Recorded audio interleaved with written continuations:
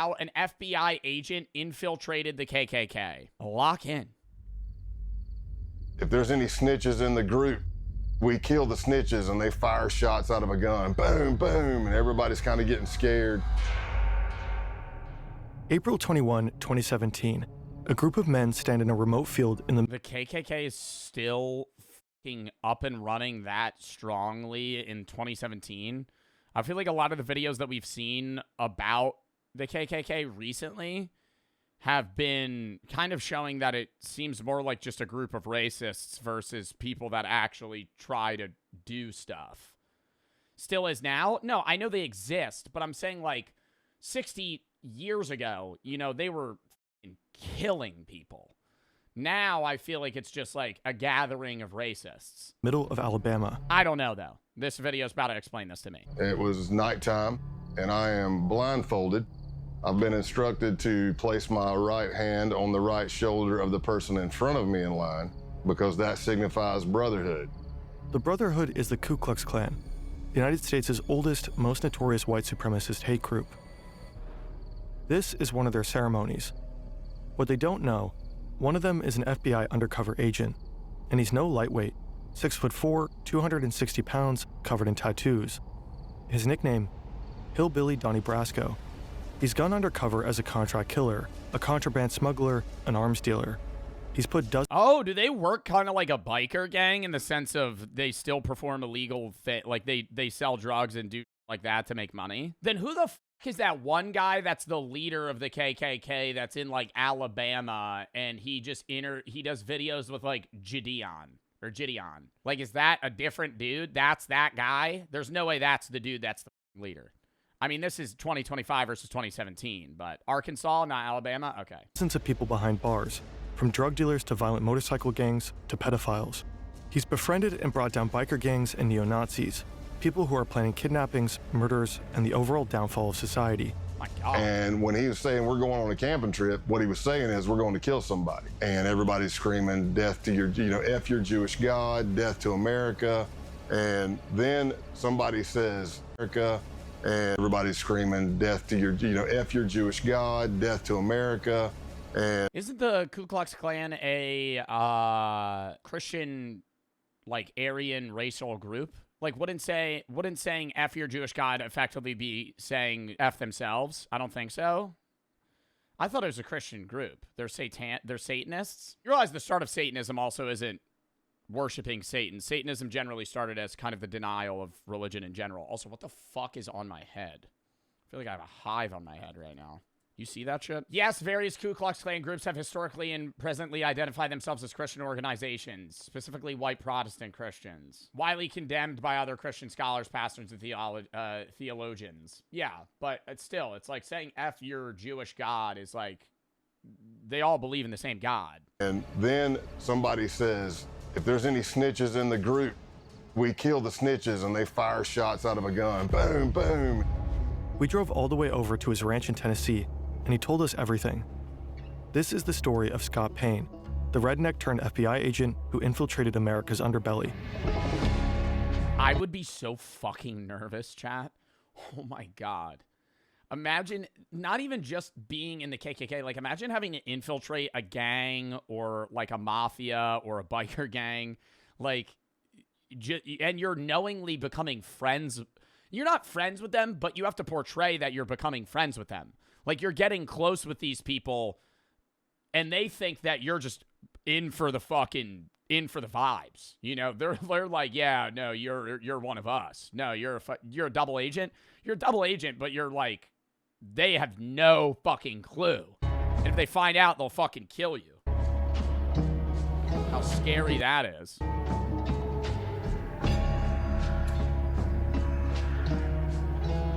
Oh, dude, I could tell this is going to be a banger video.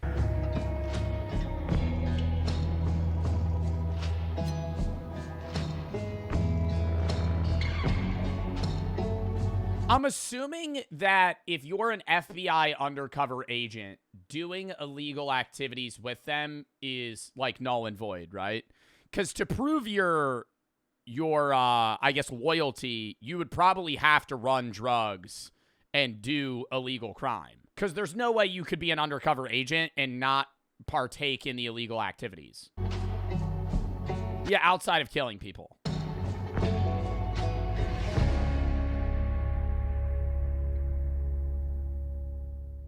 The majority of this video is based on Scott Payne's book and podcast. Find the links in the description. What I saw was a watery image. It was completely red, and there was a demon looking at me in that watery kind of ripple image with a grin and long crooked finger looking at me saying, "Come here," smiling. Scott is 14 years old, and he's just seen a demon. The year before, his parents divorced, and Scott went down a dark path, consulting spirits, watching diabolical horror movies, satanic rituals, deals with the devil. That's what brought him here, a friend's house, spending the night. They've had a small amount of alcohol, but no drugs, no hallucinogens. I would do like these little vignettes where I would pretend I was being possessed by a demon or I was the devil or whatever. I was on the couch and I was doing this scene from a movie where somebody is like being possessed by a demon. And so I'm fighting in my voice, and then the demon voice comes in and there's this battle. And at the end, the demon wins and possesses the person. So that's what I act like happened. And I'm laughing like the demon, and I rolled over. It all started as a mock demonic possession, but then he actually saw a demonic figure, and this was his breaking point. So let's just say after the demon scare, I got Jesus scared back into me, and that was it. Not that the devil was done with me, but I was done with him.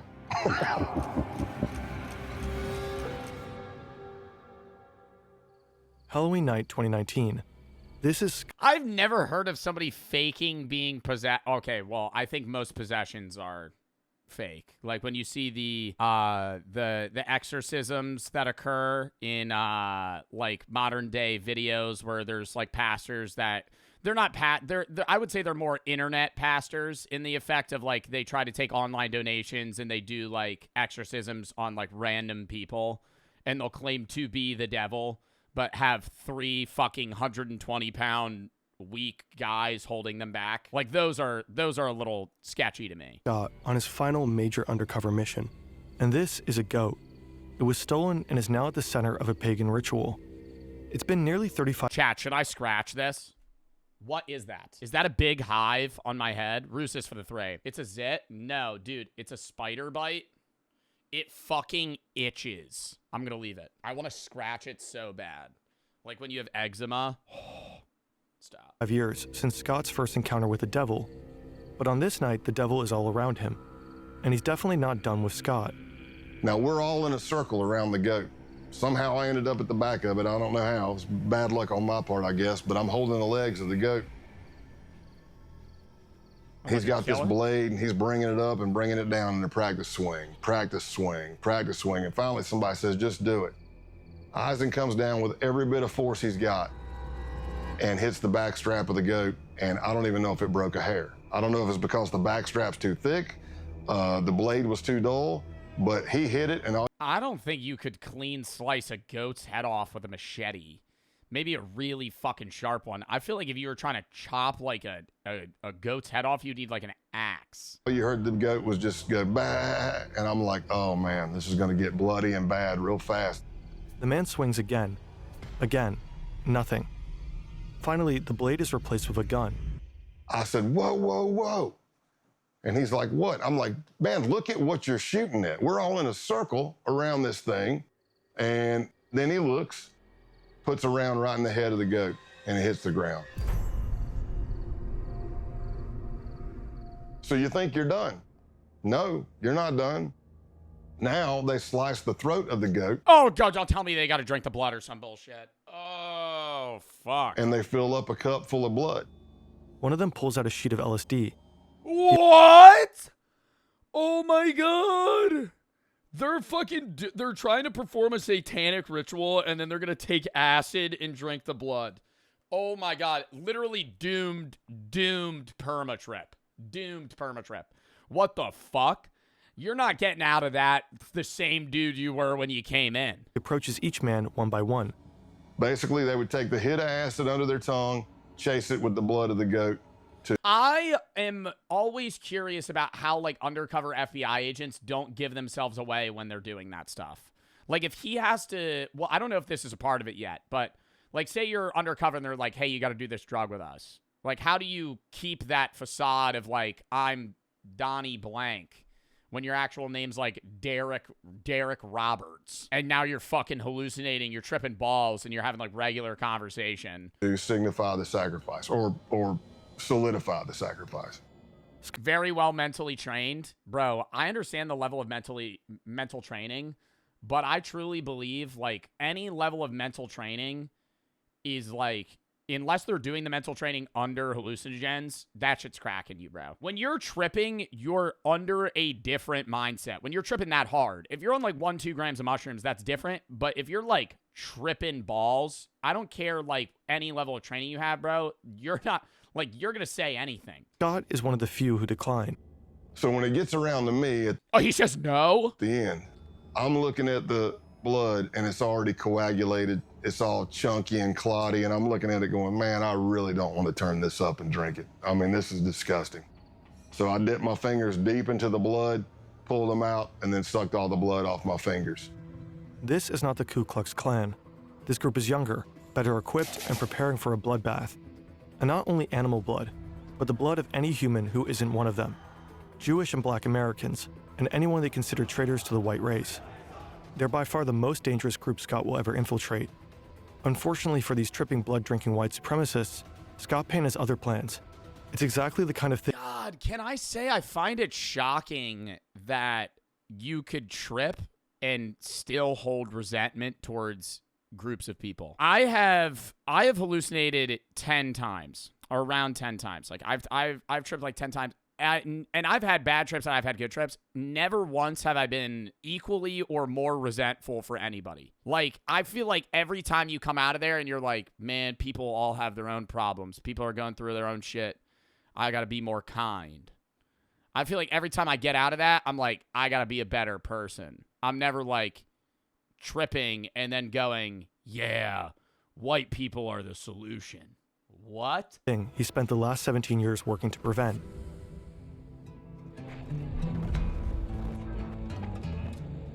I became an FBI agent in 1998, and by 2002, I'd already done some undercovers for the FBI. It's like echo chambers. Yeah, I think it is the people you're surrounding too. I mean, it is set and setting, right? And if your set and setting is right before taking that acid, chopping a goat's head off, sucking the blood out, and then talking about how you only like white people. But I wasn't yet certified through the FBI undercover school. So I finally got a slot. September 2002, Quantico, Virginia. This is the FBI Academy. If you make it through the year-long application process, if you pass the physical and psychological assessments, the tests, the polygraphs, the interviews, the background checks, if you make it through all that, you end up here, in a 20-week training program. If you get through the 20 weeks, you become an FBI agent. Scott's been here before. Now he's back, about to start the training program for undercover agents. Getting admission to the program is hard enough. Graduating is even harder. Only about half the admittees make it through. It's a 2-week school with no days off. We're very big on sleep deprivation. You're going through multiple scenarios of all shapes and sizes. And there's only 20 slots for the class. Others break down. There's 20 slots for the class, but don't you think they also would like hand select people that are diverse for the purpose of being able to infiltrate different scenarios, right? Like you would want specific types of people for specific scenarios. Like you wouldn't want everybody to be the same. They make missteps during the high-pressure scenarios. They grow delirious and erratic from the lack of sleep. But Scott thrives. The sleep deprivation, the relentless role play, the grueling exercise. If anything, he don't tell me he enjoys it. Feeds on it. Oh. Meanwhile, he's learning from his idols, legendary FBI agents like Joe Pistone. God, that's like a different type of dude, bro, to be able to be happy that you're not sleeping for fucking 2 weeks. You're not sleeping for 2 weeks, constantly doing physical and mental activities. Spent 6 years undercover with the Bun on No Crime family. But they don't always notice him. So I remember Joe Pistone coming to speak, and I was like a kid in a candy store, man. I'm like, oh my gosh, this is Donnie Brasco. This dude did 6 years undercover in the mafia. And he's teaching, but he has this thing where he keeps kind of wanting to. 6 years undercover in the mafia, bro. 6 years. Do you think there's ever a scenario where they, like, don't want to fucking crack down on some of these guys? I feel like it's different when it's, like, the KKK because it's just, like, a full-on fucking hate racist group. But, like, I feel like if you're undercover in the mafia for 6 years, there's got to be, like, 1 or 2 dudes where you're like, damn, I feel like this guy's not, he's just, like, you know, bad place, bad time. Like, he grew up around the wrong people. He's not a bad dude. But you got to, like, fucking, you know, I not rat on him, but at some point, you got to fucking turn him in. Walk right up to the desk. So he kept stepping on my feet. And, I was trying to get out of his way. And then finally, as he's teaching, he just looks down at me and he says, Jesus, kid, either you got the biggest feet I've ever seen or I can't see. And he throws a couple of bucks on the desk because he's like still in mafia mode. He throws a couple, he goes, hey, go get yourself a shine on me. And I just took my feet and shoved them under the seat, man. Joe Pistone may have scuffed up Scott's shoes. What neither of them could have known at the time is that Scott would go on to fill Joe's. The FBI Academy trains agents to take down bad actors. More and more of these criminals operate online. No tool. I really didn't jump out. Scott doesn't have a Fight as an undercover in the FBI. If you're looking on paper, I really didn't jump out. Scott doesn't have a fancy degree. He doesn't speak any foreign languages. His nickname is Big Country, for obvious reasons. Bro, I feel like that's the perfect guy for the FBI. Like, why you don't want some dude that's like a Harvard grad that only knows textbook. I feel like you want a dude that's like lived in shit and like dealt with shit because he has like hands-on experience with like fucked up stuff. So he begins to work as an instructor at the school he just graduated from. Unorthodox, but it got him noticed by the right people. He gotta look racist. I mean, bro, do you think that's one of the, they had to pick a guy that would like fit the bill. You know what I mean? Like for him to infiltrate the KKK, they had to be like, we need a dude that's country white, bunch of tats, looks like he is potentially racist. They're racially picking a guy to be fake racist. Playing in these scenarios and people that are there who they would take me out. Oh, dude, they would immediately now. were senior undercover I would not be able to fucking pose that. are watching because they're trying to recruit for other cases. And that's how my name started getting out there. So after months, there's finally a possible assignment, one that Scott is perfect for. Sure, he's a redneck with almost no foreign language skills, not suitable for many undercovers, but he has something most other agents don't. He doesn't need to pretend to be a hard-living misfit. He is one. He knows he'll feel at home where he's about to go, but he has no idea how close he'll grow to the criminals he's been assigned to infiltrate. Ooh, that's what I was just asking about. And how hard it will be to turn on them. People always have their own opinion of what undercover work is. Some people say it's acting, some people say it's lying. Essentially, this is the definition of undercover work. You are building relationships that you're going to betray.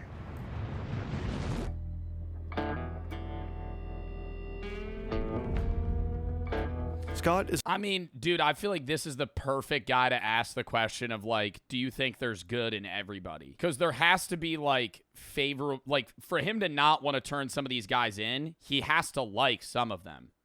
Even though they are full-on, like, insane racists. On a mission, and his targets, these men, have just arrived. They're members of the Outlaws Motorcycle Club, the main rivals of the Hells Angels. They've been implicated in drug trafficking, prostitution, Motorcycle Club, the main rivals of the Hells Angels. They've been implicated in drug trafficking, prostitution rings, money laundering, the list goes on. And they're notorious for violence against rival gangs. Infiltrating them is exceedingly difficult. Scott Payne is here to do just that. But there's a problem. Part of the intelligence Scott was given is wrong. He was told they wouldn't be wearing their colors. Obviously they are. Scott has hoped to strike up a casual conversation, letting the topic of motorcycles arise naturally. But these guys are advertising their gang affiliate. Bro, about to walk up. So you guys like motorcycles? Trying to talk to like a notorious gang member that like traffics drugs, kills people. So you guys like Harley Davidson? I myself drive one. It's a big one with fire stripes on it. On the front side, it's a black motorcycle. Not that I like that color by any means. What says you? He can't just go up and say, hey, you guys ride. His only choice is to make them come to him. Luckily, another part of the intelligence is right. What did you say? I'm saying that's what he would have to say.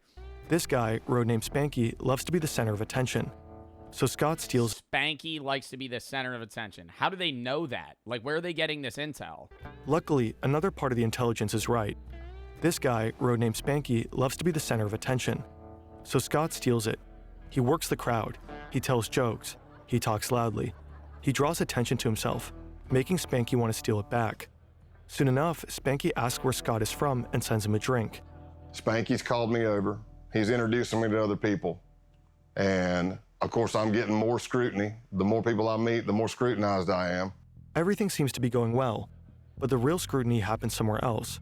So I walk into the bathroom, and as I'm at the urinal, and some dude steps up to me and he just fucking looks right down at me. I feel like that'd be some crazy shit, bro. He stands right next to me at the urinal. There was a line of fucking 10 of them. Then he just looks straight at me. Not at my eyes, though. A lot of bars, there's like a little fucking crazy box in front of the urinal, plexiglass. It might be flyers for a band coming up or a stripper coming to town or something like that. Do you think they just beat the shit out of him? Oh, my God. So I can see a little bit of a reflection. And I see this jacked, big dude come walking in. And I see him looking at each stall. And he's like, okay, that's empty. I see him looking under the stalls to make sure nobody's in there. Oh, my God. Nah, I'd start panicking, bro. Stop. What do you fucking do? Does he got training for this? Is it like he's going, I'm going to die today? And I'm watching this from a reflection. And then he comes walking up right beside me, and for a split second, I thought, oh, I'm getting jumped. I'm getting jacked right here. And that didn't happen. He says, so what brings you to Massachusetts? All undercover FBI agents have a legend, a detailed made-up backstory that they have to commit to memory. He's from deep South Texas, up in Massachusetts for work. He loves Harleys and whiskey, and his name is Scott Calloway. Oh my God, bro. I feel like I don't care how much you train for that. In that moment of like nervousness, do you think you would be able to stick to the story? You know what I mean? Like you're flat out being like, yeah, no, this is me. This is where I grew up. This is my family's names. Like you have an entire fake story, fake dad, fake mom, fake siblings, fake everything. So happens, the guy grilling him in the bathroom is also named Scott. Scott Town. A lot of undercovers, you bond with people, especially deep undercover long term. But there's... Turns out me and him were both undercover trying to rat on each other. I was the FBI, he was the CIA. We had no idea. There's never been another person I bonded with closer than Scott Town. For a year and a half, Scott gets to know the outlaws. He drinks with them, rides with them, fights alongside them. He gains their trust. He becomes their friend. They call him Tex. Scott's legend may be a lie, but the friendships are real. Scott Town becomes like a brother. He likes to drink, I like to drink. He likes to fight, I like to fight. He likes to ride and lift, I like to ride and lift. We completed each other's sentences. We were just kind of cut from the same cloth. They even both have a daughter who's the exact same age. Oh my Scott God. Town is kind of a doppelganger, the person Scott Payne might have become had he not gone into law enforcement. Another gang member, Brian De La Vaga, aka Clothesline, also becomes a close friend of Scott's. He said, and these guys are my brothers, and I grew up around them. He said, but I really don't have that many friends. Somebody that I know would take a bullet for me and that I would take a bullet for. And in my mind, I'm looking at his face and I'm going, oh, no, man, don't say it. And he looks at me and says, you're one of those guys. Oh my God. And then having to fucking turn him in and be like, yo, no, that's like another level of shit. Bro, this guy being literally like a fake person. Not even like, you know, he's just a dickhead, actually. Like, he's literally pretending to be like, fake backstory, fake everything about him. The shock you would feel, bro. Tomorrow is the big day. Over the course of last year, Scott has convinced the outlaws that he's a high-ranking member of an international theft ring. They begin running jobs together. It begins small, with insurance fraud and vehicle trafficking. An outlaw so he doesn't try to join them immediately. He tries to be like an affiliate of their system. reports a motorcycle as stolen. He then files an insurance claim, while Scott sells the motorcycle across the border. A double win. Money from the insurance company, money from the sale. They do this again and again. Dude, does the FBI ever cut, like, when this happens, does the FBI tell law enforcement, hey, don't crack down on this? Because, like, what happens if they end up getting caught and it's like, hey, no, let this go through? Like, no, we need this. You don't do anything. With motorcycles and other vehicles. But tomorrow's job is different. Some of the outlaws will be serving as security during a major drug deal, a gig arranged by Scott himself. He's revealed that he has connections with a Mexican drug cartel. No surprise, considering his line of work and his proximity to the Mexican border. The stakes are high. If they get caught, they'll be looking at serious jail time. And if something goes wrong during the deal, the bullets will start flying. So when Scott is told to meet the outlaws at their clubhouse, he's not surprised. They probably want to go over the plan one last time. Scott arrives. The place is familiar. He's been here countless times. He knows what's behind every door in the building. Oh my God, do you think they're suspicious of him? They shut the door. They're like, you're a narc, aren't you? We know who you are. Except one. Clothesline leads him to that very door. Now he realizes that something is wrong. Uh-oh. Scott is told to strip. They need to check him for a wire. Because of the stress of this happening, I forget my middle name. I'm having... No! See, that's what I mean, dude. The fucking backstory falls. The backstory falls, bro. You forget everything. Oh, my God. Because he's probably just adrenaline right now, just freaking the fuck out. An adrenaline dump. And for anybody who's ever had it, it can be any traumatic experience, but I'm having auditory exclusion. So what I hear sounds like I'm underwater. It's going whoosh, whoosh. So it's slow. I need you to take all your clothes off. It's slowing down. I'm getting time dilation in my eyes. Everything I see is in string grabs. Click, click, click. I can feel my heart beating through my entire body. My hamstrings get rubbery. Now, oh my God, but do you think the other guy would see, like, wouldn't the other guy see that in his face? You know what I mean? Like, don't you think the other guy would be like, why are you so fucking nervous? Clothesline has instructed me to take all my clothes off. Here's what I'll tell you. If I'm not wired, it's just an embarrassing moment. I'm naked in a small crawl space with two guys with pistols. Problem is, I'm wired to the hilt. Oh, fuck. Give me 1 second. Gets naked, just swallows the wire. Fucking, what do you do in this situation? But they don't find anything. I have a condition. Scott's recording equipment Please. is not taped to his chest, but in his clothing. So my adrenaline starts settling, and I'm starting to come back to normal, and I think I'm done. Oh, so his mic was like sewn into his clothes and they didn't check his clothes? And I get my pants back up. I don't know if I have my boots on yet or not. And then Clothesline grabs a piece of clothing that I was wearing. And that piece of clothing has a recording device in it. And I'm watching him, and he starts grabbing the clothing, and he's going through it nice and slow with his fingers. And I don't realize I do it, but there's an audible sigh. You can hear me go, because I don't even know. I don't even know I'm doing it. And he looks right at it and misses it. And I live to fight another day. Like, would he have died right there? If they found that mic, would they have killed him? Live to fight another day. I don't know, because if they're like, yeah, I know you're saying 100%, but I'm like, if they killed him right there and then, wouldn't they like just storm in and be like, we know you killed him? Two moving trucks enter the parking lot of the Brockton Holiday Inn. One is filled with drugs. The other is filled with money. A Mexican drug cartel is selling 40 kilograms of cocaine and 1,000 pounds of marijuana to Canadian buyers. The Mexicans aren't taking any risks. They've arranged an American security detail. What does 1,000 pounds of marijuana look like? 40 kilograms of cocaine, sure, it's probably a few bricks. 1,000 pounds of marijuana. Pounds. How many ounces is a pound? 16. 16 ounces of marijuana per pound. So there's 16,000 ounces. Dude, that would like fill the truck. That'd be literally an entire truck full of weed. The outlaws. Surveillance at every entrance. 4 men in the parking lot there to provide protection, unload the drugs, and count the money. Everyone is armed and antsy. One false move and all hell could break loose. The deal is wrapped up quickly. The transfer is complete. All the money's there.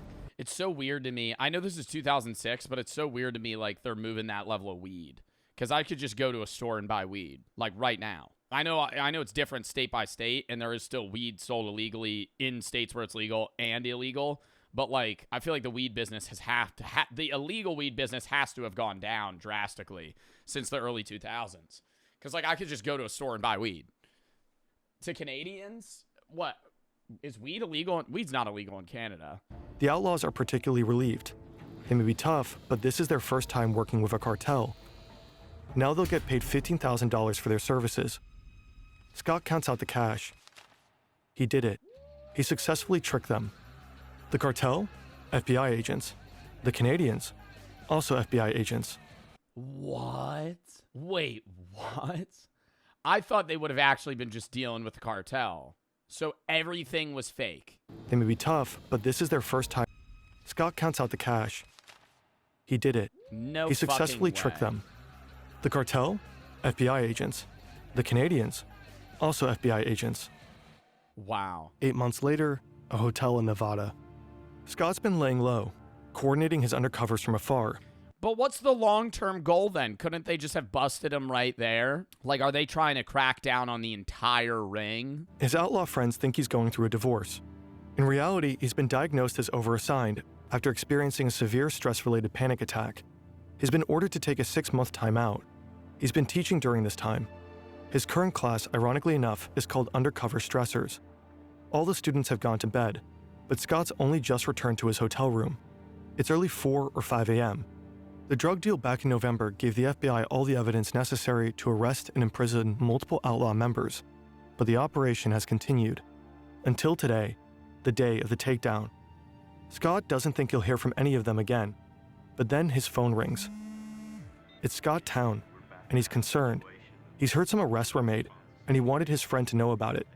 He says he's going to take a shower and gather more information. He'll report back.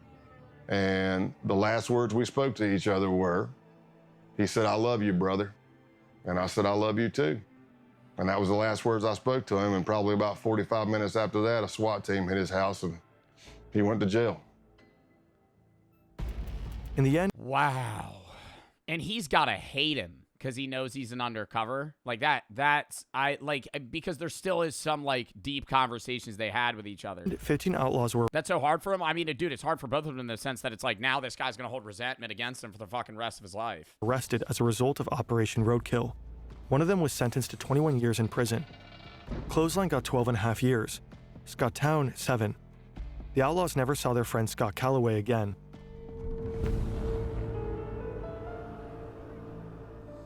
I feel like it's weird that they would reuse the same guy for another undercover mission, no? I know, I'm not saying every gang has an affiliation with each other, but I feel like it's a little risky to reuse the same dude to try and take down a different, group of people. Ku Klux Klan emerged in the wake of the American Civil War. Why are we From in the very sub-only? beginning, they were racist to the core, raining terror and death on black Americans. In the late 19th century, they flogged, tortured, and lynched politically active black men, raped their wives, shot their children, and burned their schools. What? The Ku Klux Klan emerged in the wake of the American Civil War. Oh. From the very beginning, they were racist to the core, raining terror and death on black Americans. In the late 19th century, they flogged, tortured, and lynched politically active black men, raped their wives, shot their children, and burned their schools. Historians consider them to be America's first terrorist movement. Today, the KKK remains active, but only as a shadow of its former self. Fewer members, less influence. However, burning crosses is still one of their favorite things to do, and they've stayed true to their roots. Naturally, as a terrorist organization, they have to act in secrecy. You might assume that infiltrating them as an FBI agent is not the easiest feat. So you may ask yourself, how do you contact Yeah, that's why it's like, I know people say Tom Robb is like the leader of the KKK today, but do you think that there's like other shit going behind the scenes? Because there's no way they're just that forefront about like, hey, this is what we do. Because like all the shit they have to be doing is illegal. There's no way they're just like outwardly talking about it. the United Klans of America? Well, it turns out the group I was looking at had a hotline. Scott starts talking to a guy named John Jack, a Klansman whose passion for Jack Daniels earned him this nickname. Scott tells him he's got the number from a group of bikers he met at a gas station. It's a plausible story. Scott looks the part, and his time with the outlaws taught him how to play it. Biker gangs and white supremacists often run in the same circles. Jack starts talking about this rally that's coming up. Vendors, burning crosses, country music, the usual. But there's a problem. He said, I'm not gonna lie to you, Scott. I had a band lined up, but the singer just got locked up, and I really don't know what the hell I'm gonna do about music. And I thought, this could be my end. He just knows how to fucking sing or play the guitar. Said, did I happen to mention that I'm a musician and a singer? I said, well, I'll tell you what I'll do. I'll bring my acoustic and my PA system. When I get there, you can come meet me by the car. I'll strum a couple of tunes for you if you think I suck. And he's like, oh, hell, this is gonna be great. It's gonna be great. Scott doesn't know that he just signed up for something far more sinister. Yeah, bro's gonna be DJing a fucking KKK meeting. April 21st, 2017. He have no idea what he's going into. It's the day of the Ku Klux Klan rally. I got lost multiple times until I finally drove up on this empty, I don't know, lot fenced in the middle of nowhere, but it wasn't hard to spot because the Nighthawks, which would be the Klan members in all black, who were the security force, are all standing at the gate. Wait, what's the difference between the people wearing all white versus all black? Spot because the Nighthawks, which would be the Klan members in all black, who were the security force, are all standing at the gate with guns. And a lot of these people were felons. Scott's ready for an interesting time. He's been to plenty of biker gatherings, and perhaps this will be similar. During his mission, Scott will be taught the KKK's constitution and bylaws, studying the Black Klansman Handbook, which he'll learn to refer to as the Kloran. He'll become familiar with the... Yo, imagine fucking, like, living in the South at this time, and you're, like, really into this girl or guy, and you go over to their house, and you're like, you know, I really fuck with this person, and then you just see, like, the fucking, the hood in the uniform, just, like, in the corner, and you're like, you're just fucking immediately ghosting. Yeah, get the fuck out of there. That shit would be like an immediate, yo, I gotta leave, bro. I think I just shit my pants. I'm sorry. Original mystic insignia of the Klansmen. He'll learn this all in class with a K, so that he can pass the K-Uno test, a prerequisite to getting fitted for a robe. K-Uno stands for character, honor, duty. It's getting dark, and he's been invited to participate in a naturalization ceremony. He has no idea what this means, but all the newbies are doing it. He'd stick out if he didn't. And that's how he finds himself in the middle of a field, blindfolded, holding the shoulder of the man in front of him, a gesture meant to signify brotherhood. They are told to raise their right hands and repeat an oath. I do swear from this moment forward. And then they tell us to get down on our knees. To fostering the welfare of the white race. So I'm on my knees, blindfolded. And further the work of America's greatest movement. They take my blindfold off, and there's a Ku Klux Klan member in a green robe, and he has this sword, and he kind of knights me. The United Klans of America. And then we all hug, and there's like a little bit of a celebration, and I'm not sure what happened. And then it hits me as I'm walking to my truck. I'm like, I think I just joined the damn Klan. Yep, that's what that was. So I got naturalized in the Ku Klux Klan that night. Scott's time at the KKK will end up being relatively short-lived. The case isn't really going anywhere. And there's another group coming into focus, a far more dangerous one. In the FBI, we started encountering more violent type extremism, not the KKK types. We're talking advanced neo-Nazism. And it led me to... Yeah, so they're saying that the KKK was really just like a racial group that wasn't doing as much crime as they thought they would versus like newer sparking up neo-Nazis that were actually killing people and blowing stuff up, dealing drugs. An accelerationist group called the Base. The Base mission will provide to be far more extreme than anything Scott has ever seen. The network of violent white supremacists. An extremist group known as the Base. Violent neo-Nazi terrorist paramilitary group called That's what's so weird is I've never heard of this. Base.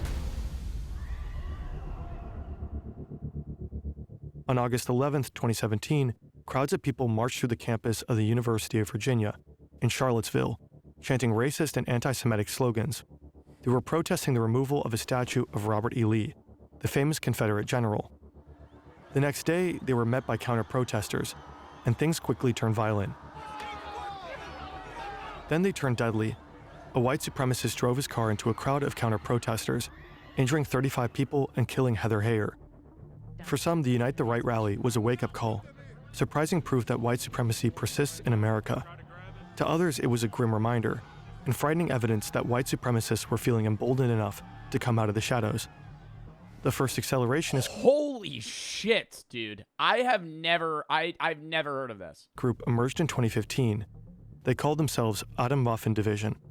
They'd been And they just fucking go to like public places, spew racial hate, and kill people? inspired by the writings of the neo-Nazi James Mason, whose book Siege had become a sort of Bible for accelerationists. The book denies the Holocaust and attacks homosexuals and Jewish people. It also calls for organized violence, specifically for the formation of terror cells prepared to wage war against the system. Initially regarded as fringe or even cringe, accelerationism steadily gained traction. By 2020, We did a whole video about accelerationism. The idea of accelerationists, though, the philosophical ideology of accelerationists, isn't directly rooted in like neo-Nazis or Nazism. It's just, it can be combined or attached to that in certain ways, but just because you're an accelerationist doesn't mean you're necessarily somebody who is racist. You just believe that everything and anything should be done to advance society technologically as fast as possible. Unless this is some offshoot of that. Roughly 90% of white nationalist groups identified as accelerationist. That same year, the U.S. Director of National Intelligence identified Well, yeah, because accelerationism usually aligns with like far-right ideas of like having no restrictions on most things. Like it doesn't matter about like, you know, carbon emissions or any of that. You just want to be efficient and get as much done as fast as possible. racially motivated violent Accelerate the collapse of society? Yeah, but there's an end goal. Like, it's not just like anarchy. It's like there's a goal that they have in mind with acceleration of the collapse of society to rebuild something else. extremists as It's far left, actually. I mean, you know, you get into any extremism ideas, you're gonna find some crazy shit. the most lethal domestic terrorism threat. What's a neo-Nazi? Like a new Nazi. It's effectively what it means.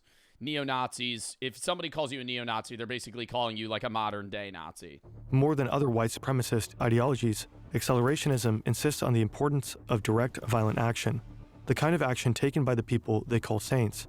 Like St. Tarrant, for Brenton Tarrant, the Australian white supremacist who attacked 2 mosques in Christchurch, New Zealand. He killed 51 people.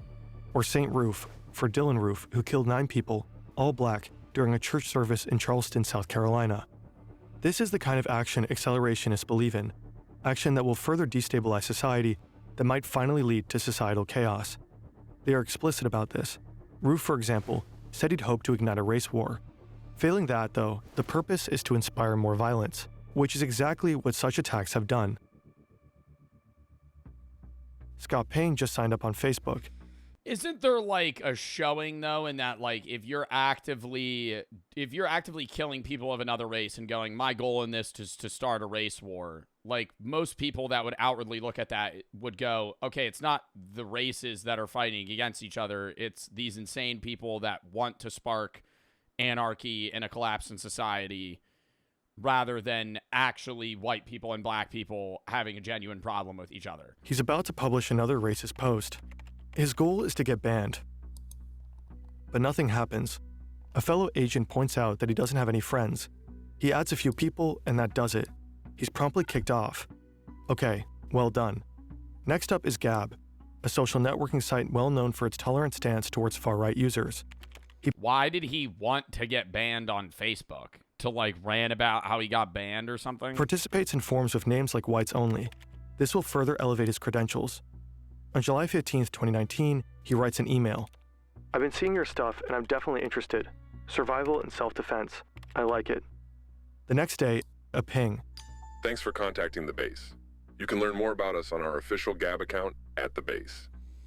Do they like look into you though? If it's like a neo-Nazi like Aryan race group, are they looking into like your 23andMe to see like your ethnicity, or is it just straight off like if you look white? For sure.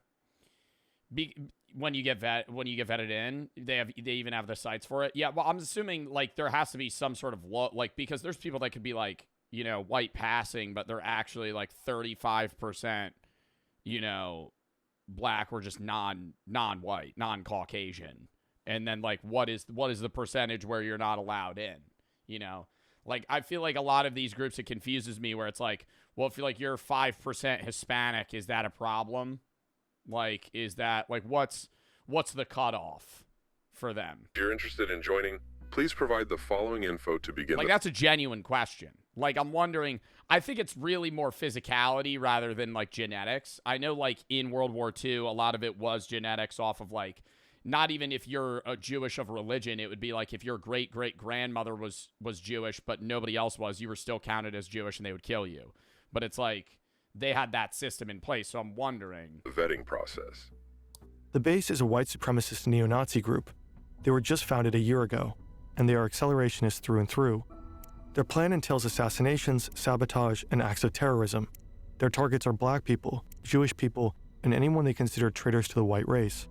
They want to do guerrilla warfare tactics, so it's murdering people and disappearing. It's poisoning a water system, taking down a power grid, derailing the train, anything that causes chaos.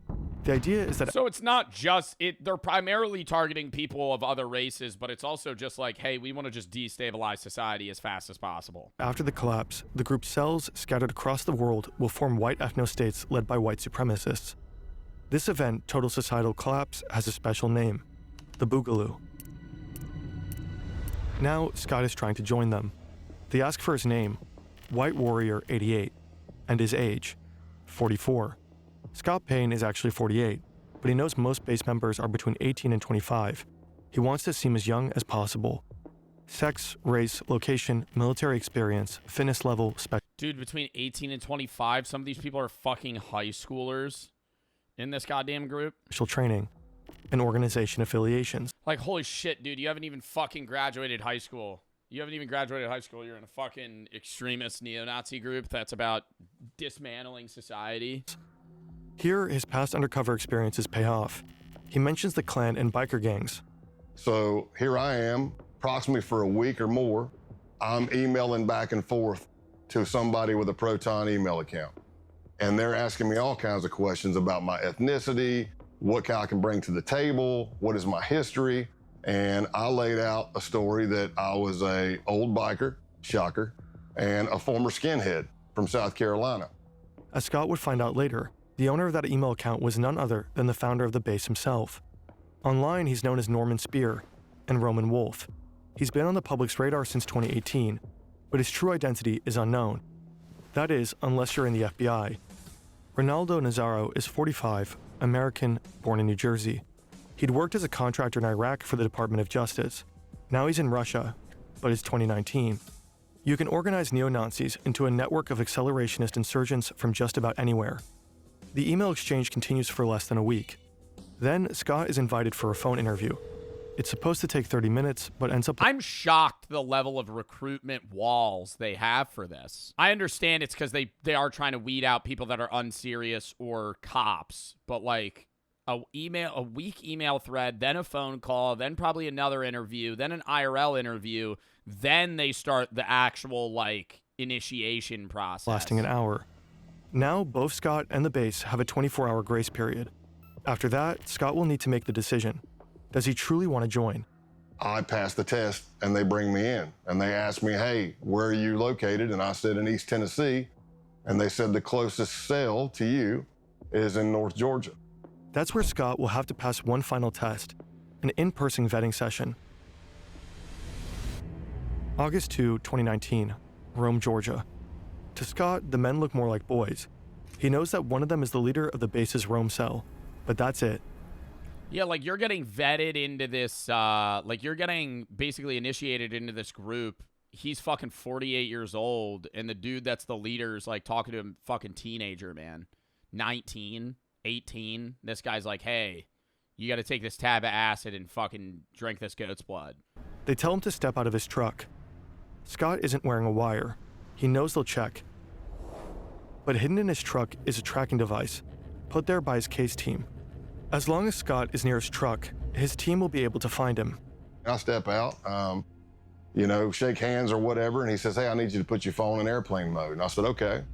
He pulls out this wand thing that I'd never seen before. It looked like a Geiger counter. It had a big triangle card in it, lights all over it. He wands me, and I pass because I'm fine, I don't have anything. Then he starts wanding my truck. No big deal. until he starts going to the back driver's side of my truck, which is where the case team placed my tracker. That thing he's holding in his hand starts going crazy. Oh, fuck. What device is he even holding? Brainiac over here, yeah, fucking super genius. He's got a fucking metal triangle hooked up to a fucking machine that's beeping for fucking hyper technology that's used for fucking geo tracking. My God. The closer he gets to the back of the truck, it starts beeping, beeping, beeping, beeping, beeping, beeping. I see colors going on it. I'm like, oh no, man, it's picking up the tracker. Scott braces for a fight. He's alone. His team knows where he is, but they have no idea something is wrong. But he gets lucky. The other guy wonders if the device is picking up the power lines. And he walks over and it goes crazy. And he's like, damn it, yeah, whatever he says. Yeah, it's the power lines. Hey, follow. Oh, but yo, how the fuck has this happened 2 times for him? On the with the other biker gang, the dude's checking his jacket right by the mic and just fucking whiffs right over it. And then this time he's right next to the fucking tracker. He's like, oh no, maybe it's the power lines. All right, no, you're good. Us to another location. Scott has to act fast. He has to get the tracker deactivated. Oh, they're gonna rescan it. Oh shit, no, these guys are so fucking smart in comparison to some of the other shit we've seen. And I'm holy fuck. Calling the case team and I'm like, hey, you need to shut that tracker off. They're like, I thought they were just going to let him slide. They're going, no, we're going to go to another spot and rescan it. Fucking I'd chuck that tracker out the window. And at first they're like, well, we can't shut it off. And I'm like, you have to shut it off. And they're like, well, if we shut it off, we're not sure. What if we can't get it back on and we lose you? I said, here's what. My brother, if you don't shut it off, they're going to fucking kill me. I'm telling you, whatever they have is picking up the tracker.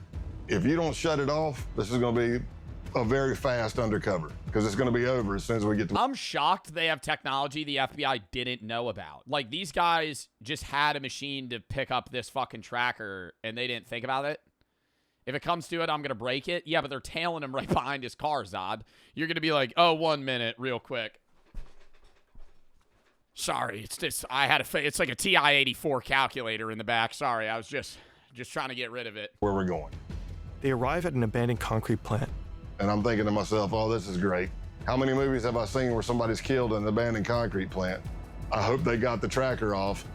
They pull out the wand, they wand me, and I passed. Scott is in. By this point, Scott's been around the block. The outlaws, the Ku Klux Klan.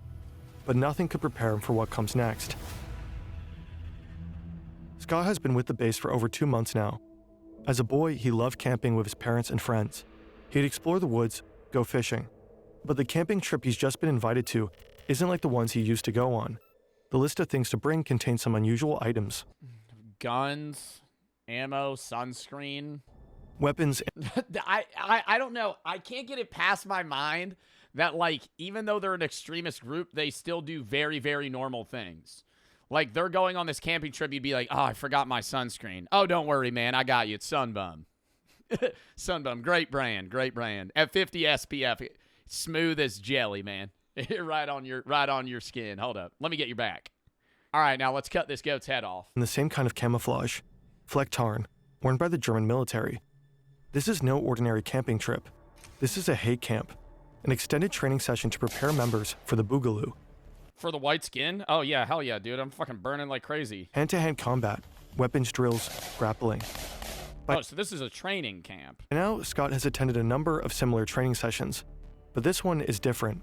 It's longer, 3 to 4 days, and it's bigger, with base members coming in from around the country: Texas, Alabama, Michigan, Delaware. He's familiar with many of the men he'll be camping Delaware with. At least he knows most of their online pseudonyms.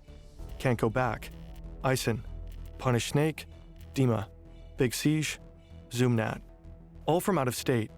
And of course he knows his fellow Georgia cell members, Helter Skelter and Pestilence, who vetted Scott back in August with the cell leader himself. How old are they? 19, bro. Oh my God. Ison's 19, 27, 33, 27. Why are they all so young? MB, the militant Buddhist. Everyone knows Scott by his code name, Pale Horse. When you're an undercover agent, some cliches are true. Scott has learned to expect the unexpected, yet he fails to expect what would happen at the Halloween hate camp. I wake up to pounding on my window. Pale horse, you gotta wake up, you gotta wake up. I'm like, what's up, man? What's going on? They're like, hey, you gotta get out here and see this. I've been doing undercover since 1996 at this point, and I have never been with a group of people where I had to burn Bibles, burn American flags.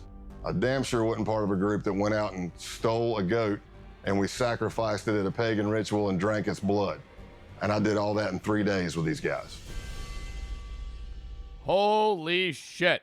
After they decapitated the goat, the group comes together for a barbecue. The 18 and 19-year-olds were brainwashed for sure. Well, I think it's the idea that you're very impressionable at that age, right? Like your brain's fully forming 18 to 25. You could get manipulated or brought to one end or the other end of the spectrum politically or, you know, theologically or fucking mind-wise easily, right? Like it's that's the age where you become who you are. And it's like they're going to manipulate them. I'm not saying they're being manipulated, but like it's easy to fall in these like hard right, hard left, hard whatever, I guess extremist groups at that time.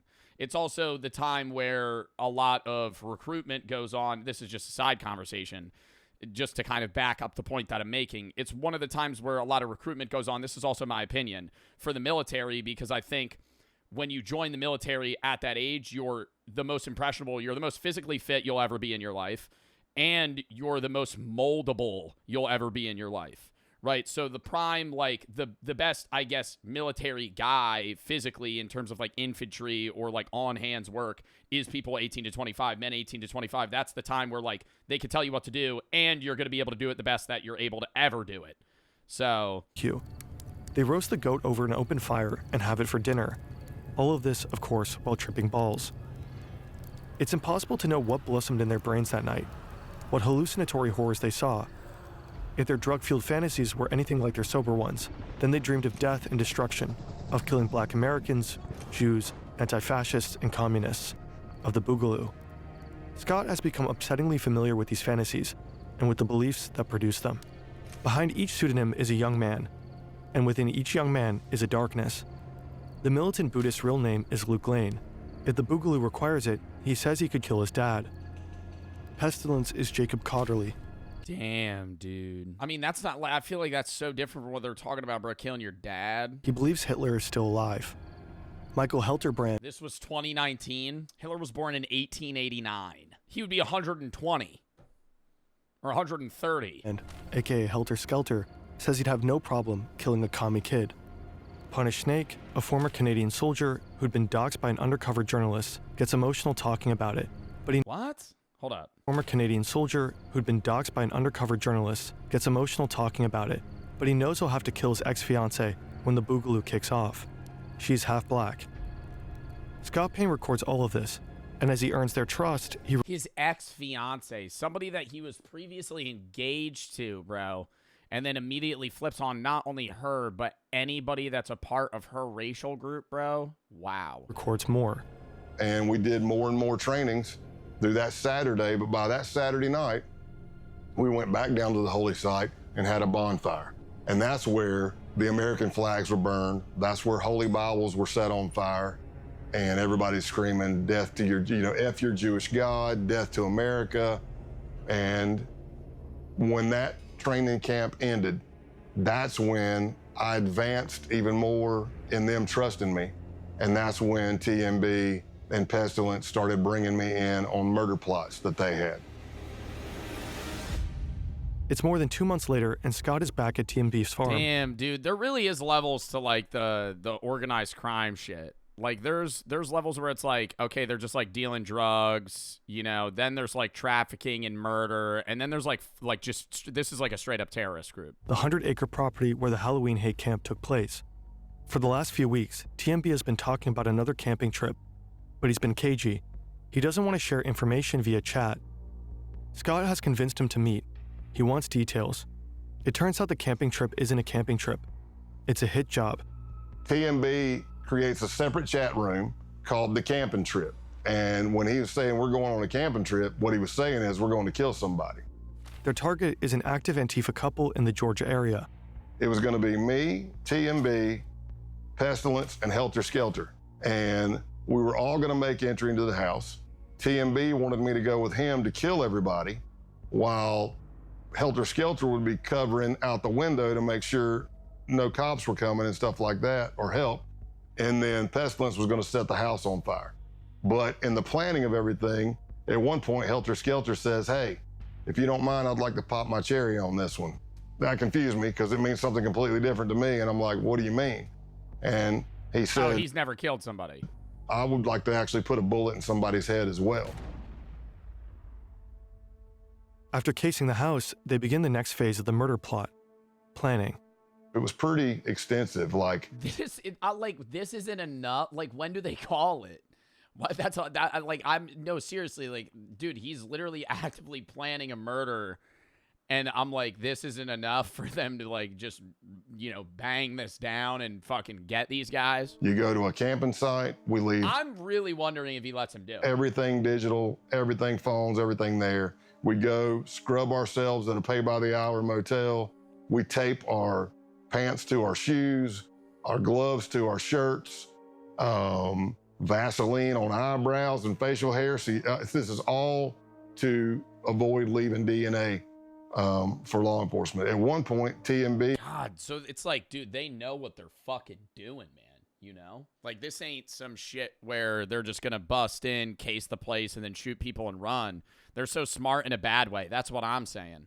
Like, they've got the knowledge, but they've got the wrong motive, right? Like, they know what the fuck they're doing. They know how to kill people. He had done research, and he said that he read that the first time somebody kills somebody, they lose control of their bowels. So he was suggesting that we all wear adult diapers. I didn't tell him that I'd killed somebody before, but I told him I think I'm okay. I don't need any diapers. I was just as shocked when I got brought in on this murder plot as most people were. Oh, so none of them have killed anybody yet? This is going on.